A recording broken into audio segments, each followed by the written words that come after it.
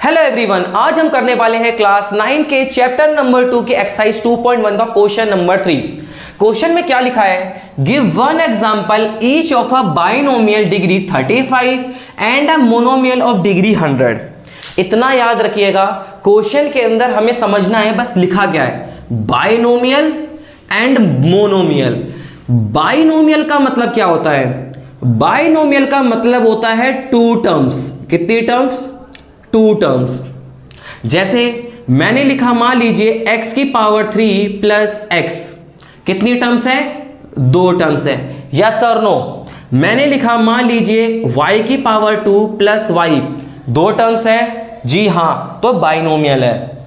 लेकिन हमें क्वेश्चन में क्या बोला गया है, डिग्री 35 होनी चाहिए। बाइनोमियल का मतलब दो टर्म, सर दो टर्म हो गई। डिग्री 35, डिग्री का मतलब होता है मैक्सिमम पावर। क्या होता है?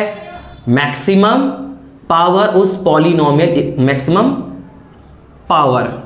तो एक चीज देखो, अगर मैं बात करूं मैक्सिमम पावर की, इन दोनों में मैक्सिमम पावर अभी कितनी है? 3। इन दोनों में कितनी मैक्सिमम पावर? 2। लेकिन हमें कितनी चाहिए? 35। तो मैं क्या करूंगा, इनकी पावर क्या कर दूंगा? 35। ये रहे हमारे एग्जाम्पल्स। दो टर्म है, हाँ है, कंडीशन सेटिस्फाई। मैक्सिमम पावर 35 है, जी हाँ, कंडीशन सेटिस्फाइड। तो आपके दो इजीली एग्जांपल आपको तैयार मिल गए। अगला लिखा हुआ है हमें मोनोमियल। मोनोमियल का मतलब क्या होता है? मोनोमियल का मतलब होता है सिंगल टर्म। क्या होता है? Single term. जैसे मैंने लिखा x, या लिखा सिर्फ y, या लिखा सिर्फ z। सिंगल टर्म हो गया, एक term, single term, single term. और यहां क्या बोला है, डिग्री कितनी होनी चाहिए? 100। कितनी होनी चाहिए? 100। तो इसकी पावर मैं क्या लगा दूंगा? 100। इसकी पावर क्या लगा दूंगा? 100। इसकी पावर क्या लगा दूंगा? 100। तो ये सभी हमारे क्या है? एग्जाम्पल्स हैं। अब एक डाउट मैं आपका क्लियर कर दूं, क्वेश्चन के अंदर कहीं नहीं लिखा है जो आपकी टर्म होनी चाहिए। बेसिकली मैं मोनोमियल की बात कर रहा हूं, पॉलिनोमियल इन वन वेरिएबल नहीं लिखा है।